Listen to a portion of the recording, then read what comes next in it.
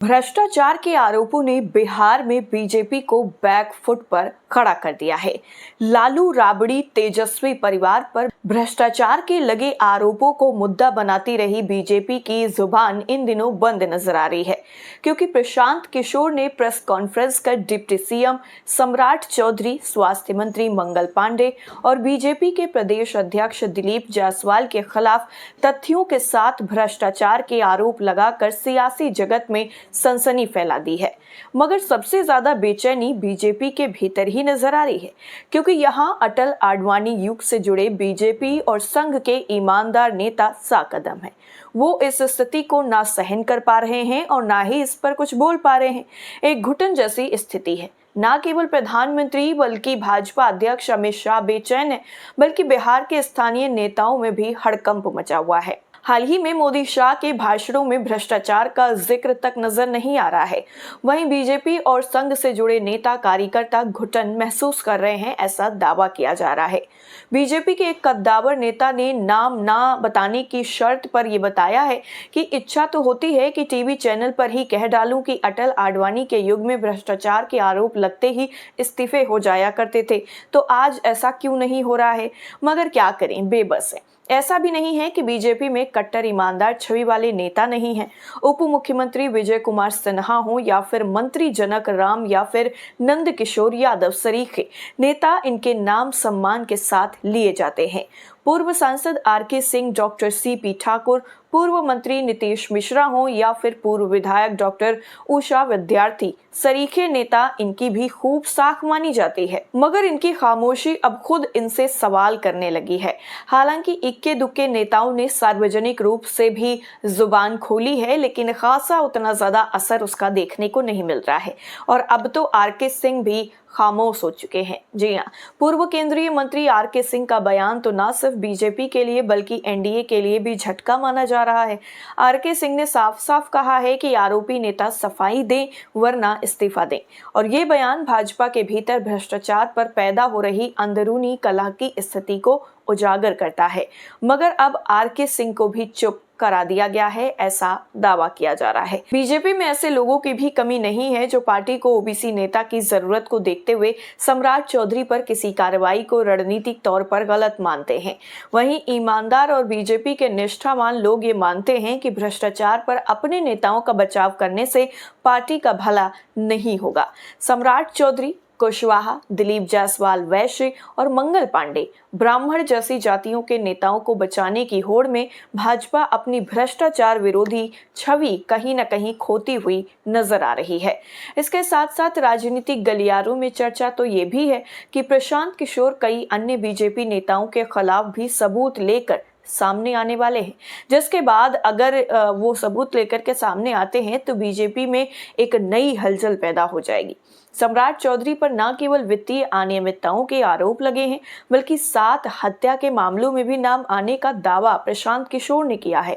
दिलीप जायसवाल पर एक अल्पसंख्यक मेडिकल कॉलेज को अवैध तरीके से हड़पने का गंभीर इल्जाम लगा है। जबकि मंगल पांडे की अगर बात करें तो मंगल पांडे पर मंत्री रहते हुए भ्रष्टाचार के पुराने केसों को फिर से उछाला गया है। प्रशांत किशोर ने इन्हें लालू प्रसाद से भी ज्यादा भ्रष्ट बताते हुए सबूतों के साथ प्रेस कॉन्फ्रेंस की, जो सोशल मीडिया पर जमकर वायरल हो गई।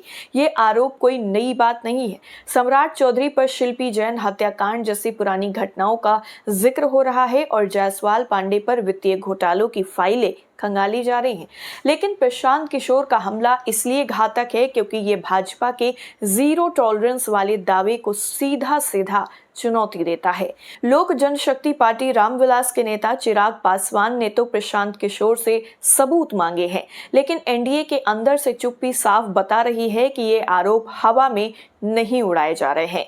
वहीं दूसरी तरफ बीजेपी के लिए खतरे की घंटी बज चुकी है, ऐसा भी कहा जा रहा है। दरअसल सवाल ये उठ रहे हैं कि सम्राट चौधरी पर बीजेपी नेतृत्व तो क्या इसलिए कार्रवाई नहीं कर पा रही है कि वो ओबीसी नेता हैं। कुशवाहा नेता हैं, लेकिन बीजेपी के ही नेता ये मानते हैं कि सम्राट चौधरी दूसरे दलों से आए हुए ऐसे नेता हैं जिनकी पकड़ खुद की जाति में भी नहीं है। भ्रष्टाचार और आपराधिक अतीत ही उनकी पहचान है। ऐसे में क्या खुद ओबीसी मतदाता इस बात को पसंद करेंगे कि जाति के आधार पर बीजेपी अपने भ्रष्ट नेता का बचाव करे? बिहार की राजनीति हमेशा से जाति पर टिकी रही है और ये कोई नई बात नहीं है, हमेशा से यही होता चला आया है।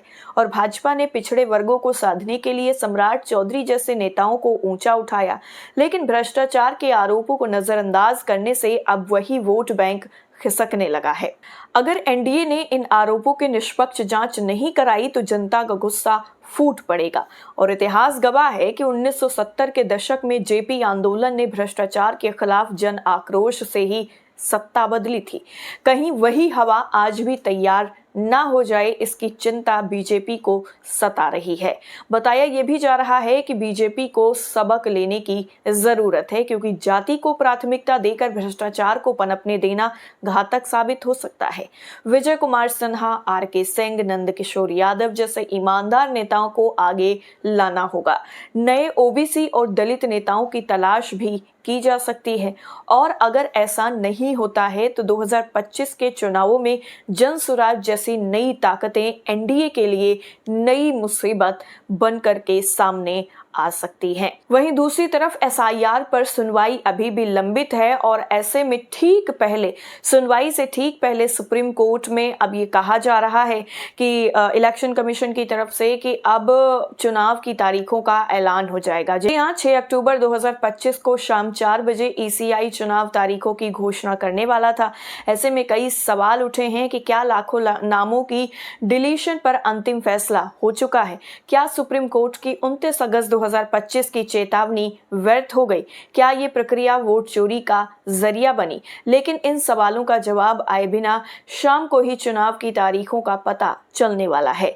यानी कुल मिलाकर के जिस तरीके से ये पूरा विवाद देखने को मिला है, सुप्रीम कोर्ट में एक तरफ सुनवाई लंबित है, वहीं दूसरी तरफ जो कल सुनवाई होने वाली है, वहीं दूसरी तरफ ईसीआई जो है वो अपनी चीजें करने में जुटा हुआ है, और इसके अलावा भ्रष्टाचार पर भी बीजेपी जो है वो पूरी तरीके से घिरती हुई नजर आ रही है। बीजेपी पर कई तरीके के सवाल उठ रहे हैं, नेताओं पर कई तरीके के सवाल उठ रहे हैं, और प्रशांत किशोर ने जिस तरीके का आरोप बीजेपी नेता पर लगाया है, सम्राट चौधरी पर लगाया है, इसके अलावा बाकी नेताओं पर लगाया है, उससे बिहार की जनता पर क्या कुछ असर पड़ेगा और क्या इसका असर वोट बैंक पर भी नजर आएगा, ये देखना काफी ज्यादा दिलचस्प होगा। वैसे आपका क्या कुछ मानना है इस पूरी खबर को लेकर? कमेंट करके जरूर बताइए।